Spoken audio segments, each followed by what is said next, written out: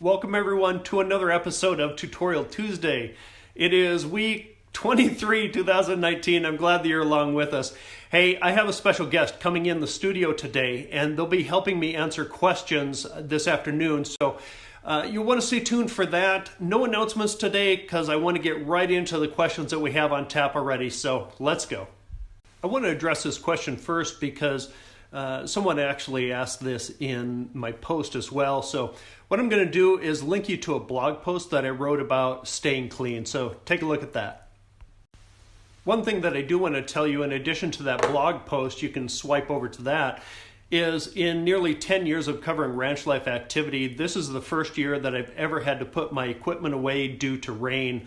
So it's pretty rare, but where can you find a photographer? You found him right here. Let's work that out. DM me and we'll figure something out. Look forward to it.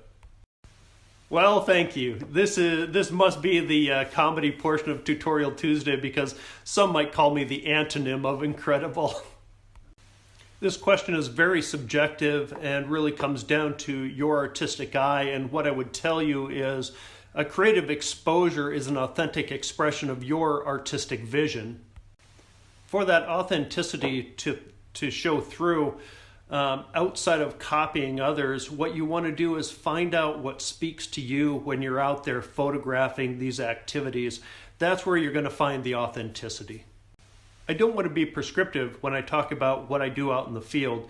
If I do that, then I'm putting you in a box, and that's not a fun place to be.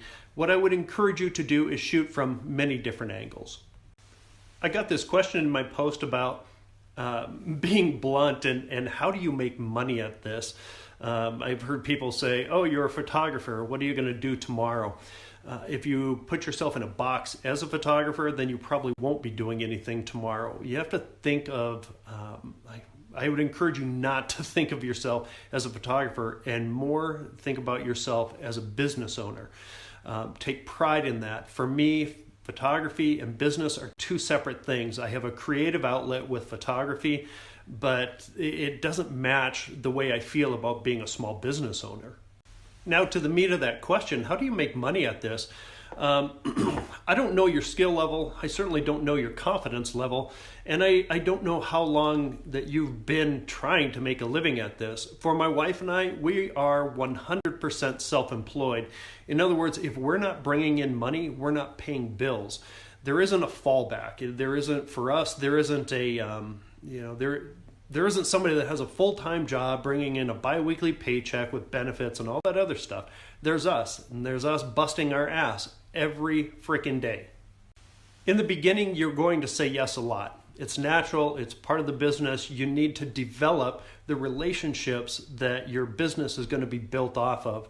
From one person introducing you to another person, you're going to make $100, then you're going to make $200, and then maybe you'll make $500, and then maybe you'll make $5,000. I don't know, but you have to have the confidence to support the experience and time that you've put in.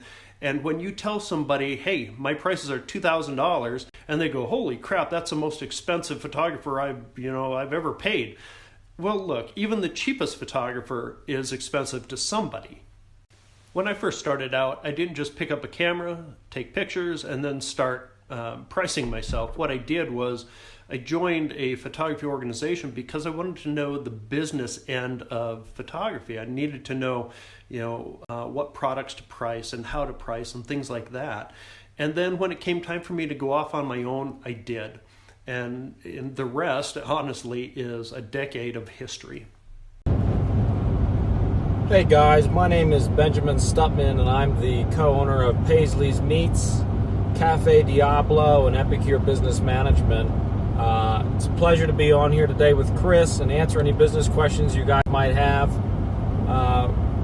Being in so many different industries, I get to see tons of different business applications and all sorts of different issues, problems, and thankfully solutions. So love to answer some questions for you guys. Submit them here to CD Photog and on his amazing channel, and I'll get back to you. Sorry I can't be in studio today. I am hauling cows today. So, but I will be in studio with Chris on Tuesday next week. So looking forward to answering your questions. To be honest with you, I'm kind of reluctant in sharing my bucket list photo because I've been thinking about it for so long. But if you happen to have a big gnarly beard, a Harley Davidson, and are willing to be out at sunset, I want to talk to you. So I'm going to make this the official call out. If you have a Harley, if you have a big gnarly beard, and you want to be featured at sunset, I want you to hit me up, email me at chris@cdphotog, or just send me a direct message. We're going to get something on the books. It was a fantastic experience taking the G3 out to branding with me. There were a couple things that I needed to get used to. Number one, locking the cameras back in place. Because in my old setup, what would happen is I'd just set them in my lap and stand up.